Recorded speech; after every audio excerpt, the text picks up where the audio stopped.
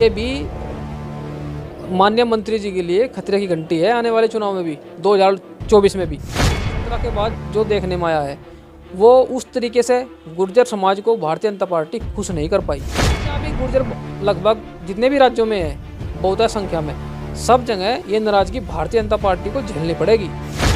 अगर मैं उचित सम्मान, उचित प्रतिनिधित्व हमें नहीं मिलता है इस सरकार में, तो नाराजगी तो जारी रहेगी।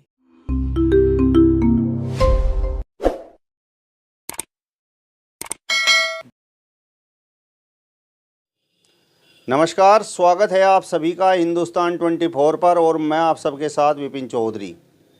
गुर्जर समाज को भाजपा का बड़ा वोटर माना जाता है, लेकिन खतौली विधानसभा उपचुनाव में जिस तरीके से गुर्जर समाज ने गठबंधन प्रत्याशी मदन भैया के पक्ष में वोट दिया, सत्ता का विरोध किया, तो क्या आने वाले लोकसभा चुनाव में मुजफ्फरनगर लोकसभा से सांसद संजीव बालियान के लिए, भारतीय जनता पार्टी के लिए ये खतरे की घंटी है।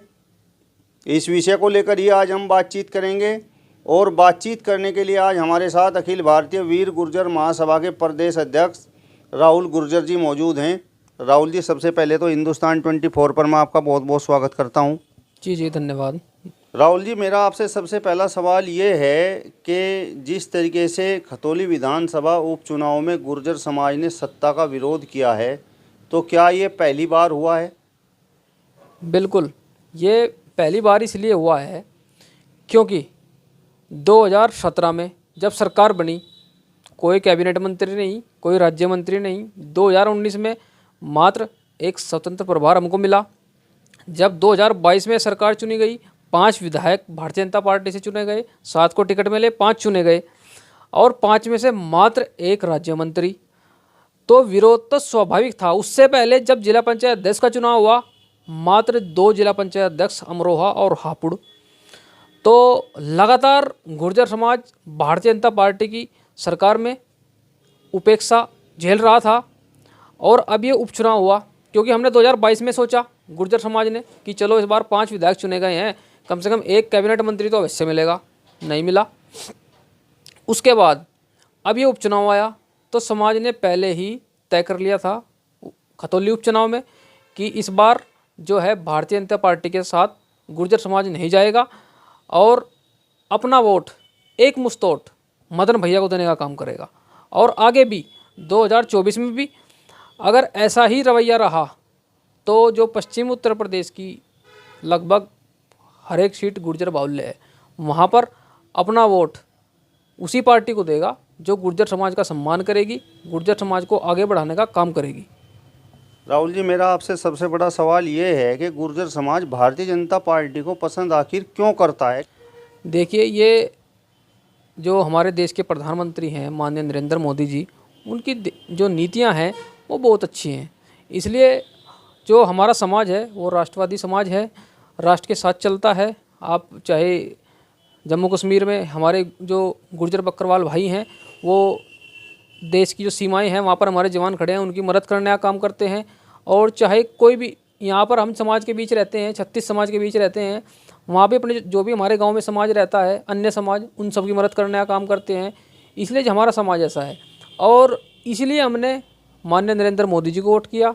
फिर भारतीय जनता पार्टी को 2017 में वोट इसलिए किया कि जो अच्छी नीतियाँ हैं प्रदेश के लिए, देश के लिए वो चल रही हैं और गुर्जर समाज भी, इनको भी इसमें हिस्सेदारी मिलेगी राजनीति में, और इनको भी मंत्रालय में हिस्सेदारी मिलेगी, टिकट मिलेंगे, बहुत सारी जो सरकार की योजनाएं हैं उनका भी लाभ मिलेगा। लेकिन 2017 के बाद जो देखने में आया है वो उस तरीके से गुर्जर समाज को भारतीय जनता पार्टी खुश नहीं कर पाई और गुर्जर समाज ने फिर भी वोट किया। 17 में किया, 19 में किया, 22 में फिर कर दिया। हालांकि बहुत बड़ा प्रकरण, दादरी प्रकरण जो है, उसके बाद समाज में बहुत ही ज़्यादा गुस्सा था। लेकिन माननीय जो हमारे केंद्रीय गृह मंत्री जी हैं अमित शाह जी, उन्होंने गाज़ियाबाद में आकर एक बयान जारी किया था सम्राट मीर भोज जी के पक्ष में। उसके बाद गुर्जर समाज ने अपना वोट भारतीय जनता पार्टी को देने का काम किया काफ़ी हद तक। लेकिन स्थिति अभी भी नहीं बदली है। बहुत स्थिति अभी भी बहुत ही नाजुक है।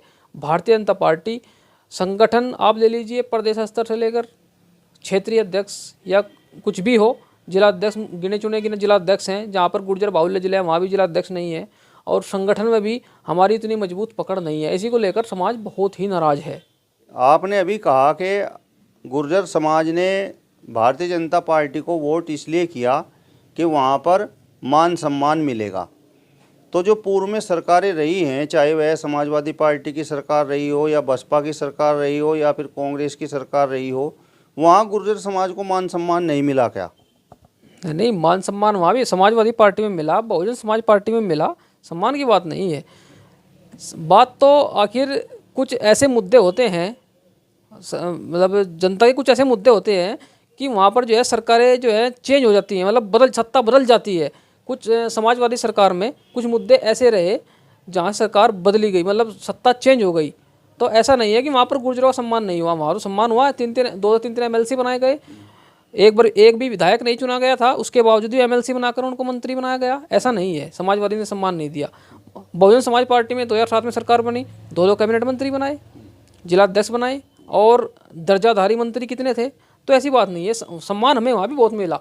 लेकिन पहली बार ऐसा हुआ आज़ादी के बाद कि हमें इस सरकार में सम्मान नहीं मिला। भारतीय जनता पार्टी के जो हमने अपेक्षा की थी सरकार से कि हमारी ये सरकार आते ही हमारा सम्मान होगा, और भी ज़्यादा सम्मान हमारा होगा, जो उन सरकारों में सम्मान था उससे भी ज़्यादा सम्मान भारतीय जनता पार्टी गुर्जर समाज के लोगों को देगी। लेकिन ऐसा नहीं हो पाया। कहने का मतलब ये है कि सम्मान हमें पहले भी सरकारों में मिला है, लेकिन इस सरकार में सम्मान हमें नहीं मिल पाया जो हम चाहते हैं। खतौली विधानसभा उपचुनाव में जिस तरीके से गुर्जर समाज ने लामबंद होकर मदन भैया को वोट करने का काम किया, तो क्या गुर्जर समाज ने अपनी नाराज़गी भारतीय जनता पार्टी हाईकमान तक पहुंचाने का ये काम किया है? जी बिल्कुल, नाराज़गी थी, जब भी तो एक मुश्त वोट जो है राष्ट्रीय लोकदल गठबंधन को दिया है मदन भैया के पक्ष में, और आगे भी नाराज़गी जारी रहेगी। अगर आगे भी हमें टिकट वितरण में जगह नहीं दी गई, मंत्रालय में जगह नहीं दी गई, तो नाराज़गी जारी रहेगी, और 2024 में नाराज़गी एक बड़ा रूप ले सकती है। और जिसके कारण आप पश्चिमी उत्तर प्रदेश ले लीजिए, आप जो है उत्तराखंड ले लीजिए, आप जो है हरियाणा ले लीजिए, राजस्थान ले लीजिए, मध्य प्रदेश ले लीजिए, जहाँ जहाँ भी गुर्जर लगभग जितने भी राज्यों में है बहुत संख्या में, सब जगह ये नाराज़गी भारतीय जनता पार्टी को झेलनी पड़ेगी। कहीं ऐसा तो नहीं कि भारतीय जनता पार्टी से तो कोई नाराज़गी नहीं थी, लेकिन गठबंधन का प्रत्याशी गुर्जर था, इस वजह से गुर्जर समाज लामबंद हो गया? नहीं, ऐसा नहीं है। लेकिन नाराज़गी तो थी, वो खुलकर सामने नहीं आ रही थी। अब उपचुनाव हुआ तो खुलकर सामने आ गई।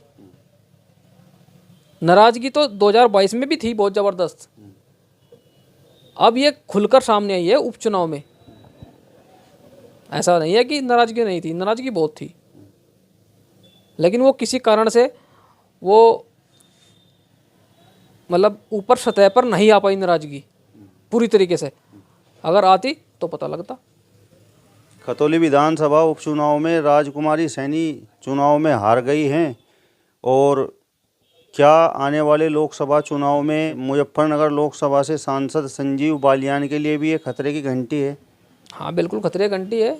6 विधानसभा आती हैं, मीरापुर में भी, और खतौली, सरधना, मुजफ्फरनगर, और आपकी ये एक विधानसभा और आती है। इसमें से ये मान लीजिए आप मीरापुर विधानसभा में गुर्जर हैं, आपकी खतौली में, सरधना में, यहाँ पर निर्णायक स्थिति में है। अगर मैं गुर्जर समाज की बात करूँ तो ये भी माननीय मंत्री जी के लिए खतरे की घंटी है आने वाले चुनाव में भी, 2024 में भी। तो राहुल जी, अब तो खतौली विधानसभा उपचुनाव के माध्यम से गुर्जर समाज ने अपनी नाराज़गी जाहिर कर दी है, तो अब कुछ कम होगी या नहीं? नहीं, नाराज़गी तो देखिए, अगर मैं उचित सम्मान, उचित प्रतिनिधित्व हमें नहीं मिलता है इस सरकार में, तो नाराज़गी तो जारी रहेगी। जब तक हमें उचित सम्मान, जैसा कि अन्य जो समुदाय है या अन्य जातियां हैं उनको सम्मान दिया गया है, अगर उसी तरह हमें भी सम्मान नहीं दिया जाता है इस सरकार में, तो नाराज़गी जारी रहेगी, और आने वाले लोकसभा 2024 में नाराज़गी खुलकर सामने आएगी। चलिए, तो अखिल भारतीय वीर गुर्जर महासभा के प्रदेश अध्यक्ष राहुल गुर्जर जी को आपने सुना, जिन्होंने कहा है कि यदि भारतीय जनता पार्टी गुर्जर समाज को उचित सम्मान, उचित पद नहीं देती है तो 2024 के लोकसभा चुनाव में गुर्जर समाज की नाराज़गी खुलकर सामने आ जाएगी। फिलहाल इस वीडियो में बस इतना ही। अगली वीडियो में फिर आपसे मुलाकात होगी, तब तक बने रहिए हिंदुस्तान 24 के साथ। नमस्कार।